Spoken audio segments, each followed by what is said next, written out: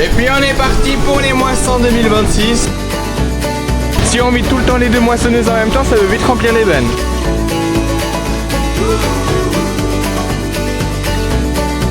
Et puis là, on a un souci avec le 155. Le tracteur, il est encore neuf et puis il y a un souci avec. C'est chaud, c'est chaud, c'est chaud. Je crois qu'il va falloir que j'aille souffler le tracteur. Oh là là. Non! Je sais pas ce que j'ai fait, mais j'ai pas fait quelque chose de bien. Et on va faire genre qu'il n'y a rien dans le champ. Imaginez qu'il n'y a pas ça et puis ça va bien aller. Eh bien bonjour à tous, bienvenue dans cette nouvelle vidéo, bienvenue dans la moisson d'orge 2026. Avant de commencer cette vidéo, je voulais revenir sur la dernière vidéo par rapport à l'incendie qu'on a eu sur l'exploitation. Par rapport à ça, je tiens à vous remercier énormément des retours positifs qu'il y a eu. Il n'y a pas eu un seul commentaire négatif. Il y a eu beaucoup de vues sur cette vidéo, beaucoup de likes. Je me rends compte que, en fait, je parle à une caméra, mais derrière cette caméra, il y a vraiment des gens qui regardent et qui me soutiennent aussi beaucoup. Ça fait vraiment très plaisir, ça nous touche vraiment beaucoup. Donc, la vidéo d'aujourd'hui, c'est par rapport à la moisson d'orge qui s'est déroulée avant l'incendie. Et aussi, j'ai une bonne nouvelle pour vous. À partir de maintenant, je vais poster 2 vidéos par semaine parce que j'ai tellement d'avance. Là, actuellement, au moment où je vous parle, on a déjà terminé les moissons, on a fait pas mal de déchômage. Mais sur YouTube, on n'a pas encore commencé les orges. Comment ça? Donc, retenez bien que les mercredis à 17 h, il y a une nouvelle vidéo et les dimanches à 14 h. Je vais tenir ce rythme jusqu'à ce que je rattrape un petit peu mon retard. Et à chaque vidéo, je vais essayer de vous mettre un petit moment où on avance après l'incendie. Ça veut dire tout ce qui est débarrasser le mobilier, le cramer, débarrasser le fourrage. Et mon but, c'est de vous tenir au courant de l'actualité en temps réel, mais à travers des vidéos qui ont été tournées il y a plus longtemps que ça, jusqu'à ce que je rattrape mon retard. Bon bref, je vous prends pas plus de votre temps. Bonne vidéo.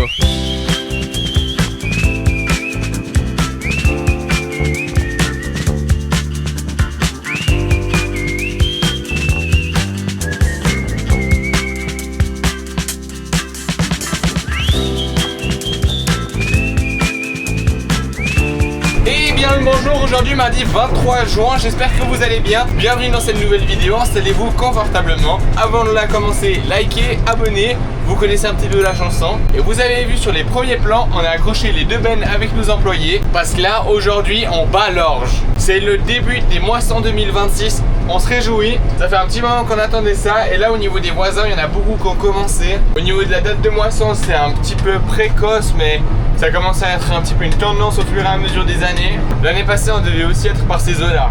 La parcelle d'orge est juste ici. Il y a, je crois, 7 hectares. Je sais pas si la batteuse elle veut décrocher son panier ici ou ici. C'est les deux seuls endroits où on peut assez facilement. Et puis au pire, de toute façon, je bougerai le tracteur. C'est juste momentanément. Il est actuellement 9 h 44. Normalement, ils viennent battre pour 10 h. De toute façon, on va rester un petit peu proche du champ. La clim à flot. Et puis on est parti pour les moissons 2026. L'entreprise Sordec qui vient battre. Il y a une première batteuse, une deuxième juste là-bas qui a la goulotte de déplier. Donc je pense qu'il est bientôt plein. Du coup je vais aller le rejoindre.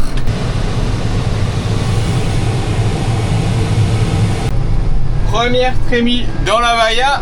La deuxième batteuse est pleine juste là-bas. Donc je vais aller directement vers elle afin qu'elle puisse me remplir. Enfin me remplir la benne.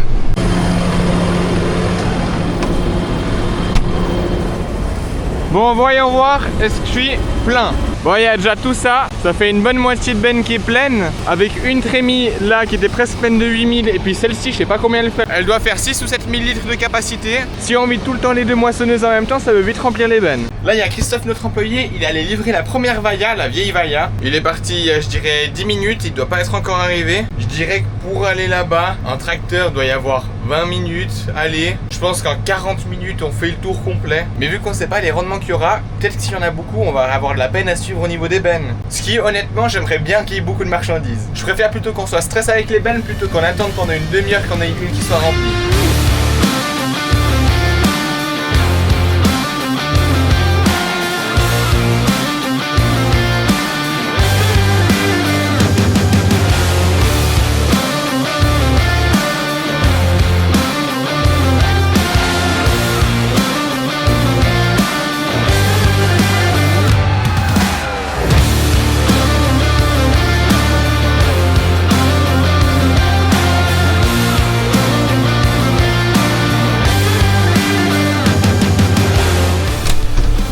Je pense que vous l'avez vu un peu avec les plans au drone sur cette parcelle, on voit les précédents qu'il y a eu. L'année passée, à gauche de la parcelle, il y avait du maïs.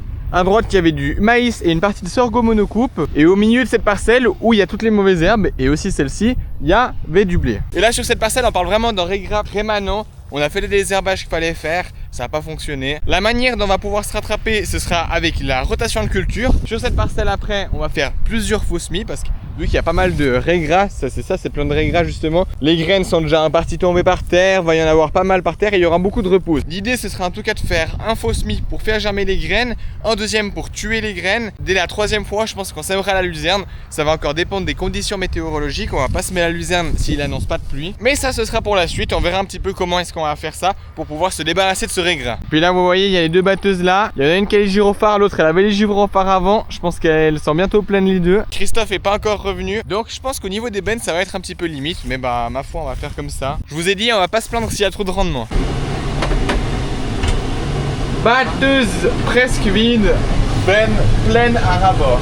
Bon j'abuse quand je dis à ras-bord, toujours dans la légalité. À l'endroit où on livre, ils sont en train de faire la pause repas. Du coup c'est pour ça que Christophe était pas venu. Ce qu'on fait pour essayer de faire en sorte que les batteuses puissent quand même continuer à battre, c'est qu'on a emprunté la benne d'un voisin. Là il y a mon papa qui est en train de l'accrocher. Parce que vous allez peut-être me dire, on a des chars. Mais l'histoire c'est que là-bas il n'y a pas de pont à bascule. Les chars ils ont pas un vérin hydraulique qui les pousse. On est obligé d'aller avec des bennes, c'est pour ça qu'on a des bennes. Là c'est un petit peu le mauvais timing, il y a toutes les moissonneuses batteuses qui s'en prêtent en même temps.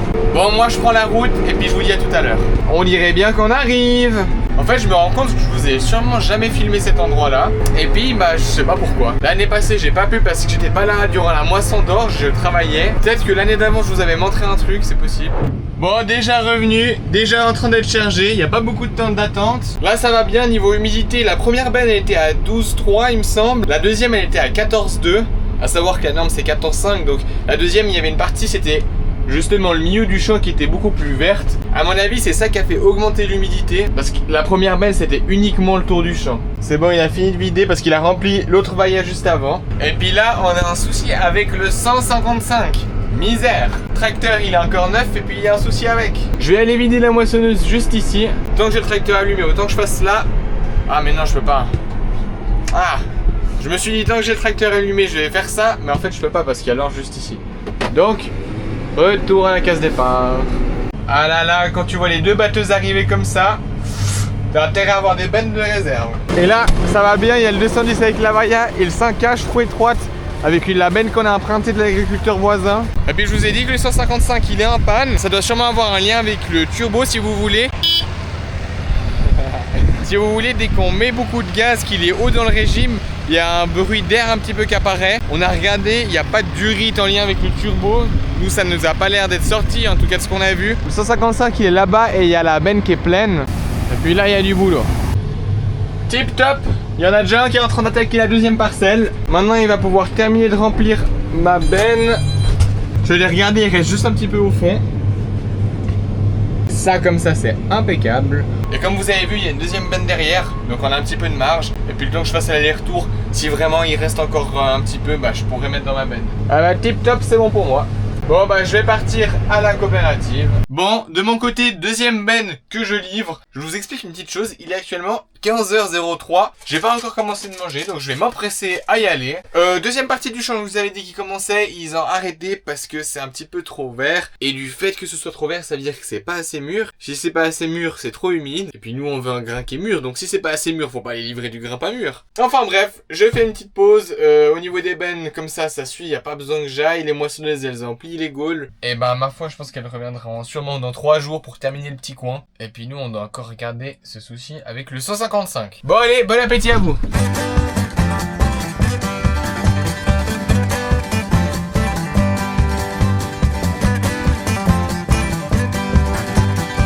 Bon, on vient de s'occuper de celui-là maintenant. Bon, en plus il a la benne derrière qui est bien pleine. Voilà. Il y a quand même de la quantité. Et maintenant je vais appeler le chef d'atelier de chez Stauffer. Le but c'est qu'on sera ensemble au téléphone. Il va me dire bah quoi regarder, où est-ce que je dois faire gaffe, parce que je vais lui expliquer mon problème. Lui il connaît bien les machines, lui est mécanicien, donc il a plus d'expérience que moi. Moi je peux pas dire c'est sûrement ça. Enfin je peux faire des suppositions mais je peux jamais en être sûr. Et puis vu que le tracteur est sous garantie, si on n'arrive pas à trouver directement, bah il y a une personne qui va venir demain matin ou après-demain matin. C'est pas super urgent parce que le temps que l'autre partie de l'orge juste là-bas soit mûre, on va encore attendre 2-3 jours. Alors je vous avoue que si on l'a pas dans les 2-3 jours, on a le 210. Et puis ça va bien pour ça. Le pressage, on pourra le commencer à ce moment-là. Les chefs d'atelier, c'est beaucoup trop fort. Là, je l'ai eu en appel pendant peut-être 6-7 minutes. Il m'a dit exactement où regarder. Et puis regardez-moi le collier de serrage qui est parti. Et de ce qu'on a discuté, ça devrait être ça le problème. Donc ce que je vais faire, c'est que je vais essayer de resserrer un petit peu le collier avec les outils que j'ai sous la main. Remettre un petit peu mieux la durite en plastique juste ici. L'enfoncer un petit peu plus. Et puis normalement, ça devrait le faire. Collier resserré. Voyons voir si c'était le problème en question. Bah je vous avoue que ça m'a l'air d'être plutôt bon. Je vais regarder si c'est toujours en place. Et puis oui, il n'y a pas d'air qui a l'air de passer. Bon bah quand ça se passe comme ça, il n'y a quand même pas mieux. Bon bah parfait, il est nouveau opérationnel. Voilà, je suis venu jusqu'à l'hangar avec le 155. Je suis allé entre temps ranger les machines. Bah j'avais décroché la benne. J'avais décroché la benne de l'agriculteur voisin. J'ai fait les pressions des pneus, graissé, enfin bref, j'ai fait ça bien. Je trouve ça drôle de voir les deux bennes juste à côté. On voit un petit peu la différence de taille. Celle-ci c'est une 12 tonnes, celle-là une 10 tonnes. Enfin voilà, je vais poser ça pour cette nuit. J'avais fait le plein de gourdes dans les tracteurs, dans le 210 et le 155. J'ai tout récupéré là, pour pas que ça pourrisse à l'intérieur non plus. Je crois que je suis tout bon pour cette fin de journée. Et puis autrement, nous on est content de cette première journée de moisson, ça s'est bien déroulé. On a eu quand même plusieurs coups de stress, notamment avec les bennes, parce qu'on pensait pas que ça allait rendre autant. Et on pensait pas non plus qu'ils allaient venir avec les deux batteuses, c'est aussi ça. Enfin bon, là, je rentre à pied à la ferme, j'ai un tracteur à la ferme, je vais descendre après avec. Derrière moi, vous pouvez admirer notre magnifique troupeau qui est en train de manger le peu d'herbe qui reste. Bon, il n'y a pas tant peu que ça. Il y a quand même un petit peu, parce que si on regarde dessus, ça nous paraît tout jaunâtre, le raiggras. Mais il y a quand même pas mal de trèfles à plusieurs endroits qui poussent. Et les vaches n'ont quand même pas rien à manger avec ça. Enfin bref, je vous laisse pour cette belle journée qui s'est déroulée. Et nous on se dit à demain. Pam param. Eh bien le bonjour, aujourd'hui on est le lendemain. Là on est début d'après-midi, ce matin on a bouiné un petit peu, on a fait 2-3 choses pour les vaches, il y a le vétérinaire qui est venu. Il y a eu pas mal de petites choses qui ont été faites en bref. Et puis maintenant ce que je fais c'est que je vais aller livrer la vieille Vaillant parce qu'on a un petit moment de disponible. Et puis comme ça dès qu'on reprendra les moissons ou bien après je pourrais décrocher les bennes sans me dire elle est chargée, faudra que j'aille la livrer. Comme ça on est prêt et sûrement qu'en fin de semaine on va battre le colza. Alors je sais pas si ce sera dans cette vidéo, mais n'empêche qu'il faut avoir quand même des bennes de prêtes. Il faut pas commencer à devoir aller livrer l'orge, le colza, le blé en même temps. Enfin bref, vous avez capté. Là je suis pas super en avance donc je vais gentiment faire un mètre. Voilà, c'est bon, benne vidée, 7 tonnes 800 à l'intérieur. Par rapport à ça, c'est une bonne chose, c'est une bonne dernière benne. Elle était dans les normes d'humidité. C'était un peu juste, mais j'ai pas compris pourquoi ça l'aurait pas été. Pourtant, l'orge qui était dans la benne, c'est justement dans la grande partie du champ où il y avait moins de mauvaises herbes. Ah, c'est chaud, c'est chaud, c'est chaud. Je crois qu'il va falloir que j'aille souffler le tracteur. Là avec la poussière Georges qu'il y a eu, les foins juste avant plus qu'il y a eu, je pense qu'il y a eu quand même pas mal de poussière. Et puis c'est juste le radiateur qui est plein. Là en plus pour rentrer de la coopérative, il n'y a que de la montée, que de la montée, que de la montée. Donc c'est un petit peu normal qu'il surchauffe à ce moment. Mais il nous l'avait pas fait jusqu'à avant. Ah ouais, là il y avait de la poussière. Là c'est le cas de le dire.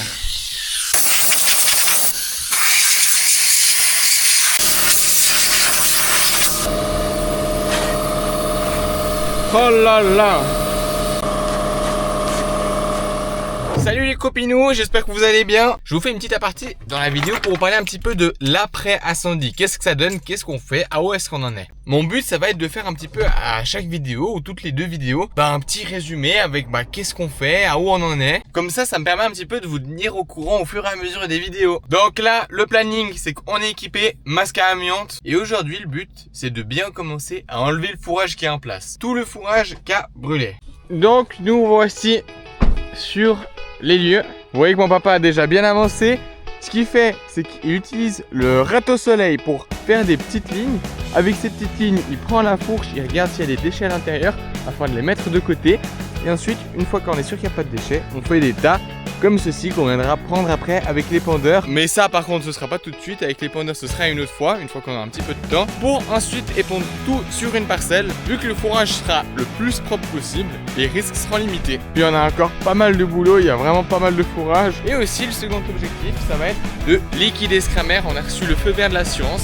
On peut enfin le ramener à la casse, à la ferraille. Je vais le charger dans ce char. Pour ça, je dois enlever la ridelle. Ensuite, je pourrais descendre cette partie du char et puis charger le cramère à l'intérieur.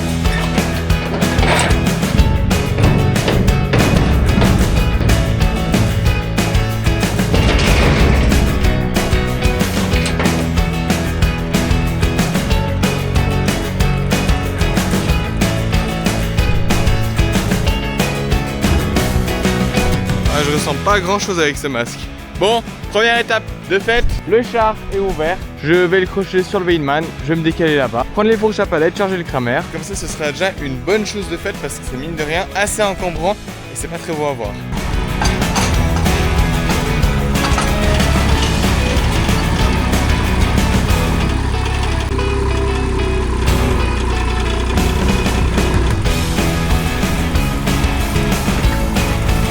Bon là, je suis pas très mal placé, ça va assez bien, juste à venir prendre comme ça en dessous, hop, et placer là-dedans. Et on a de la chance parce que le Wacker, il le lève juste.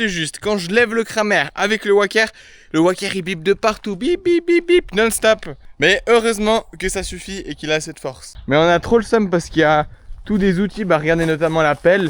Elle a plié au niveau d'en bas, on aurait bien voulu la garder, elle était pratique tout. Les pick-up-bots, on les aimait vraiment bien, mais par contre, faut dire que c'est un petit peu fondu sur le dessus. Normalement, c'est censé être droit, regardez la gueule du truc. Ah, il y a le filtre qui est juste là, mais il doit plus être trop utilisable, ça saoule. Je vous avoue que maintenant, avec le temps, ça fait plus d'une semaine que c'est passé.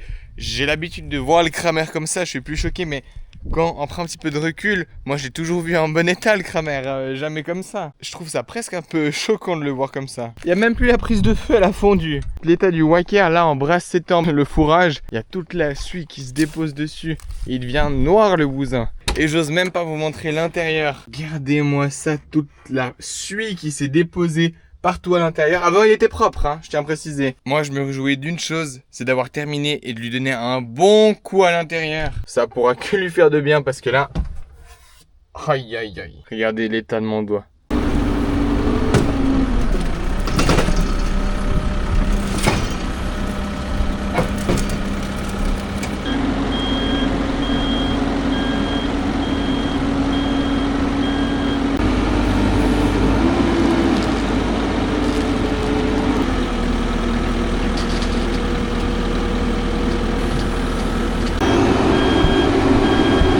Ça fait encore plus bizarre de le voir comme ça. Bon, je vais mettre ça de côté. Comme ça, on pourra continuer de trier cette fois le fourrage. Les amis, aujourd'hui jeudi 25 juin, il y a le 155 qui est en train d'arriver là-bas. Il y a la batteuse de l'entreprise Sordet qui est en train de battre notre champ d'orge avec pas mal de régras. Normalement, cette fois-ci, les régras devraient être bons. Et puis, il n'y a pas une grosse surface, il y a vraiment genre juste ici jusqu'à là-bas. Puis le champ, il est vraiment pas long.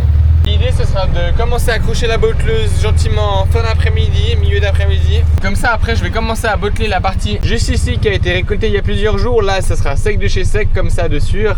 Et puis cette partie là elle attendra demain. Et hier ce que j'ai fait de ma journée c'est que j'ai préparé tous les tracteurs. J'ai tout lavé intérieur, extérieur, graissé entièrement les tracteurs, soufflé aussi les tracteurs histoire qu'ils soient prêts et que la clim fonctionne bien. Et là vous voyez le 155 il est tout propre.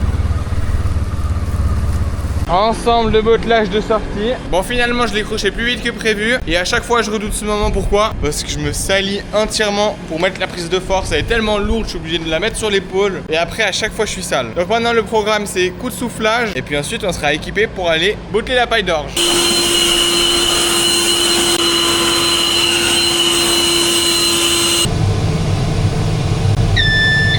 Bon il fait quand même plus frais dans la cabine.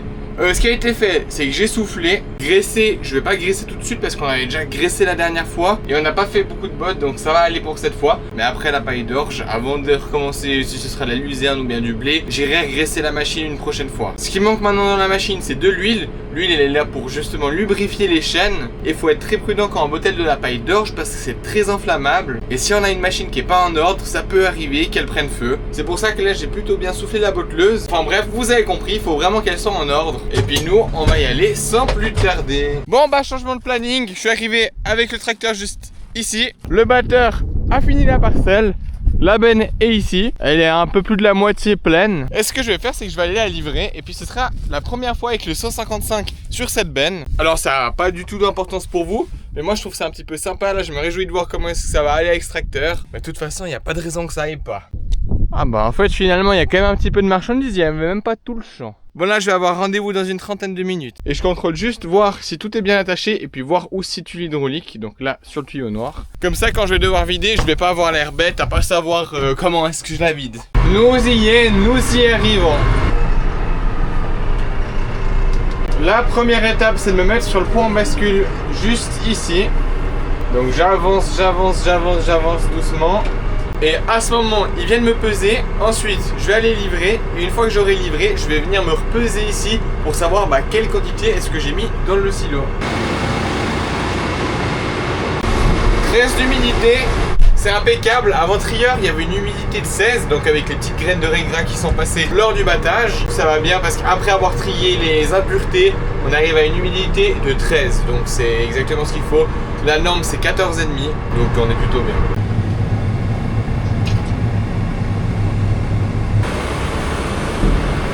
Voilà, c'est vidé entièrement et puis maintenant je vais me faire repeser pour savoir combien est-ce que j'avais au final dans ma remorque. Donc je vais me remettre sur le pont à bascule juste ici. Voilà, juste ici. J'ai le papier sous les yeux. Alors, j'ai livré 7 tonnes. À ces 7 tonnes, il y avait 10% de charge. Ça veut dire que c'est tout ce qui n'est pas désiré dans l'orge. Ça, c'est normal parce qu'il y avait pas mal d'autres mauvaises herbes à côté. Pour faire la comparaison, l'orge la plus propre qu'on a livrée, c'était à 0,75% de charge. Donc, elle était assez propre. Mais là, 10%, ça fait quand même pas mal. En gros, net, j'ai livré 6 tonnes 280. Je garde précieusement ces papiers pour mon papa. Et comme ça, on va pouvoir savoir quel rendement est-ce qu'on a fait dans l'orge. Hop là, c'est livré, c'est décroché. Je vais retourner au champ pour aller m'occuper de la paille. Demain, nos employés vont pouvoir déjà ramasser le gros de paille. Bon, comment on se retrouve nous deux? J'espère que la cabine n'aura pas trop chauffé à l'intérieur parce qu'elle est quand même pas mal exposée au soleil. Avant ça, le tracteur, il était dans l'hangar. Je l'ai pris, c'était frais à l'intérieur. J'ai mis la clim, j'avais quasiment trop froid. Mais on va voir ça ensemble. Et puis, il fait extrêmement chaud, c'est brûlant. On va s'empresser de le faire démarrer. Bon, troisième botte de fête juste ici. Je regarde juste un petit peu au niveau du poids, mais ça m'a l'air d'être pas mal. Toujours regarder à l'intérieur des andins, même s'ils sont secs, ça fait 2 jours que c'est là. Ah mais y a pas photo, c'est craquant. Une chose par contre dont je suis sûr, c'est que je vais changer la hauteur de mon pick-up. Je vais travailler un petit peu plus haut parce que là je ramasse un petit peu les pauvres petits cailloux qu'il y a. Enfin, regardez des cailloux un petit peu de ce style. Je les touche avec mon pick-up, ça ramasse un peu de la terre, j'aime pas du tout.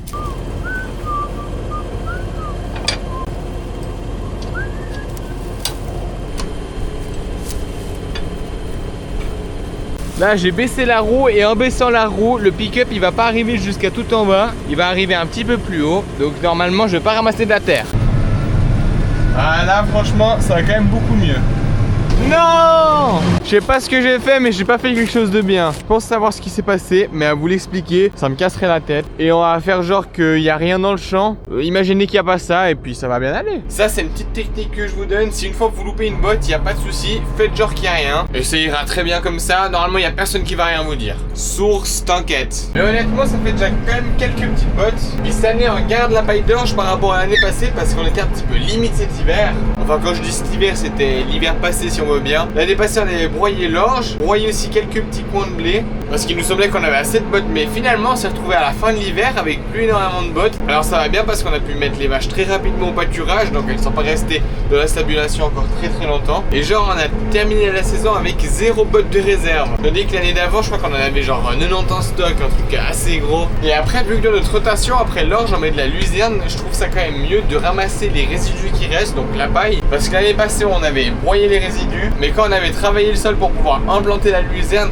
il y avait encore beaucoup de résidus. Et ça nous a un petit peu embêté parce qu'on essayait de semer la luzerne assez rapidement après avoir récolté l'orge. Ah bella! Déjà à 60 bottes de fête, il y a plus que la moitié du grand champ qui a été fait. Donc en gros, il y a vraiment pas mal qui a été fait. Il reste juste quelques lignes là-bas. Mais dans cette partie, il y a des grandes longueurs, donc il y aura quand même un petit peu de paille. Ça, c'est un ensemble de compétition. Pour la paille, ça va bien. Je m'arrête là pour l'instant parce que j'ai un rendez-vous. À mon avis, dès que j'aurai terminé, je vais revenir. Puis l'objectif, ce sera de botteler la partie du champ ici. Ou bien sinon, j'irai botteler ça demain. Hop là, petite story pour Instagram. D'ailleurs, venez me suivre, c'est hv.agri aussi sur TikTok. Sur Instagram, je suis quand même bien actif, des fois même plus que sur YouTube. Et sur TikTok aussi, je mets quand même quelques vidéos. Donc n'hésitez pas à aller voir ça.